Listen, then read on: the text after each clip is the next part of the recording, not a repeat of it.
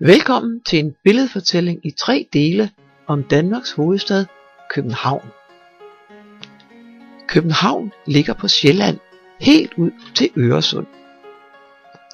København er Danmarks største by. Der bor 1.250.000 mennesker i København. Hovedstaden har ikke altid været hovedstad, og den har heller ikke altid heddet København. Københavns historie kan føres 1200 år tilbage i tiden.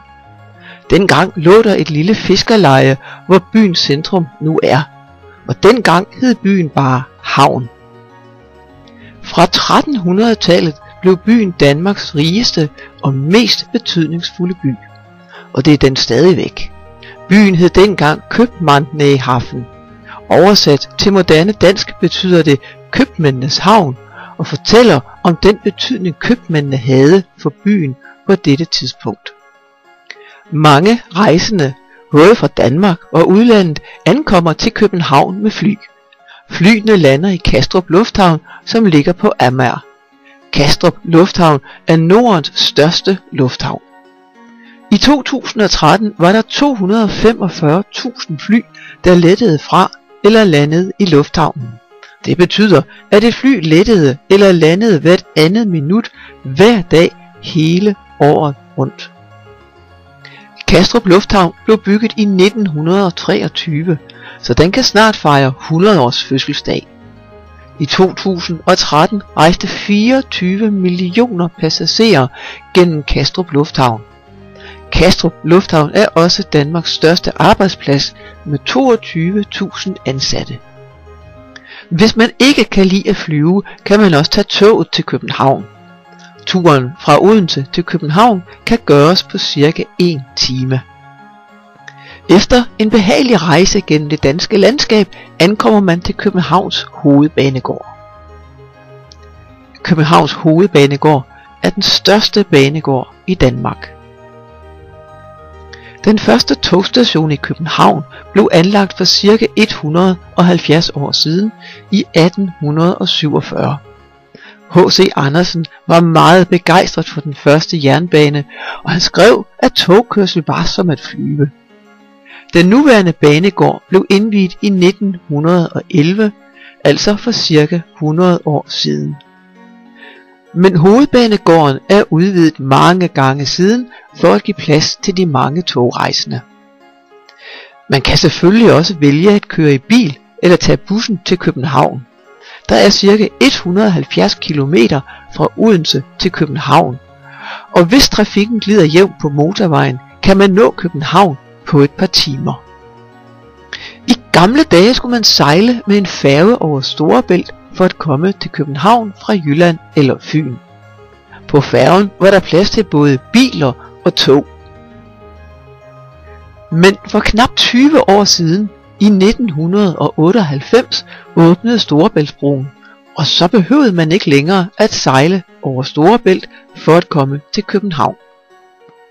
Storebæltsbroen binder Fyn og Sjælland sammen. Storebæltsforbindelsen er ca. 17 km lang, og der kører ca. 11 millioner biler over broen om året. Siden år 2000 har København i Danmark og Malmø i Sverige også været forbundet med en bro. Broen hedder Øresundsbroen, fordi den går hen over Øresund. Med sine 15,9 km er Øresundsforbindelsen lidt kortere end Storebæltsforbindelsen. De høje bropiller hedder piloner. Fra vandoverfladen til toppen af pilonerne er der 203,5 meter. Endelig er der også turister, som kommer sejlende til København med store krydstogtskibe. Eller de kommer med Oslobåden, som sejler mellem Oslo i Norge og København i Danmark. På vej gennem Øresund passerer skibene Kronborg Slot.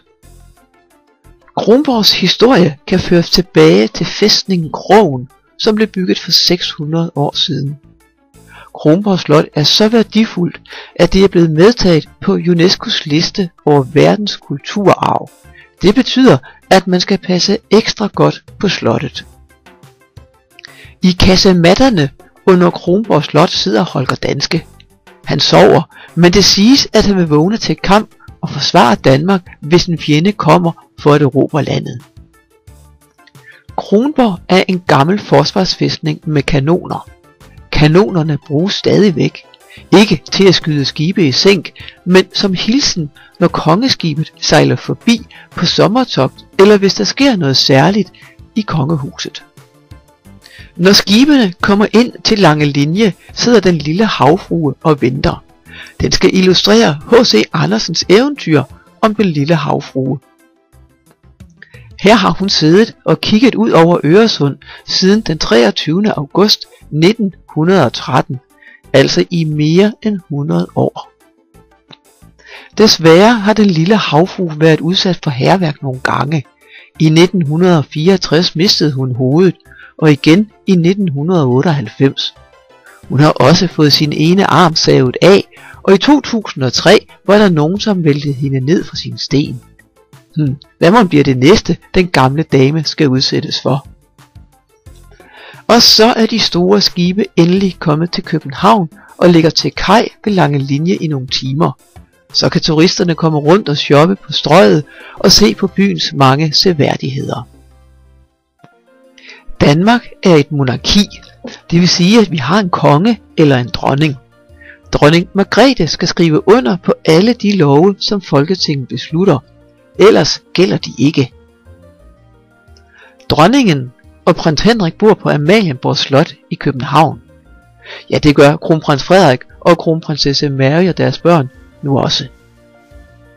Den kongelige livgarde holder vagt foran slottet, når dronningen er hjemme. Ved festlige begivenheder har livgarden røde jakker på. Ved festlige lejligheder kommer de kongelige også ud på balkonen og vinker til folk. Det er altid populært og trækker mange mennesker til. Dronningen har fødselsdag den 16. april. Så kommer hun ud på balkonen og vinker til folk, som råber hurra for hende. Hendes børn og børnebørn vinker også til folk fra balkonen. Nytårsaften holder dronningen altid en nytårstale, som vises i fjernsynet. Det er en tradition, som de fleste danskere er glad for. Når klokken slår 12 nytårsaften, er der festfyrværkeri på Rådhuspladsen i København. Det bliver også altid vist i fjernsynet, og folk holder altid godt øje med rådhusuret i minutterne op til klokken 12. Når det første slag lyder, begynder det nye år.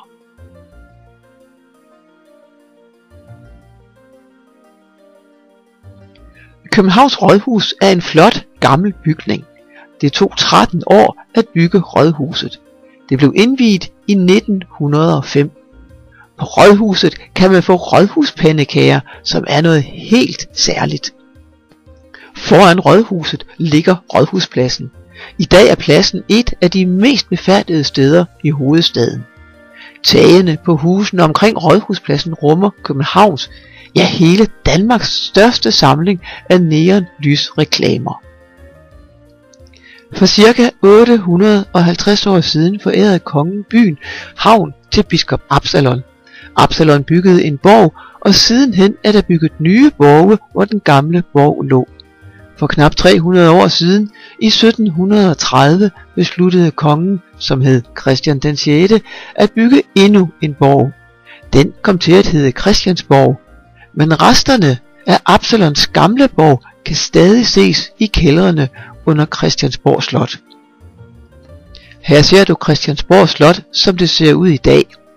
Slottet har været brændt ned hele 3 gange, men er blevet bygget op igen hver gang. Christiansborg Slot, eller bare Borgen, som det også kaldes, bliver brugt til forskellige formål. Dels benytter dronningen slottet, og så holder Folketinget møder på Christiansborg, og statsministeren har sit kontor her. I Folketinget diskuterer politikerne med hinanden, blandt andet om de love og regler, der skal gælde i Danmark. Christiansborg er også hjemsted for Højesteret. Her ser du indgangen til Højesteret. Hvis en person er blevet dømt ved en domstol, og han ikke mener, at dommen er retfærdig, kan sagen gå videre, og til sidst kan den ende i Højesteret. Højesteret er den øverste domstol i Danmark. Her slutter så første del af fortællingen. I næste afsnit skal du høre om turisternes København.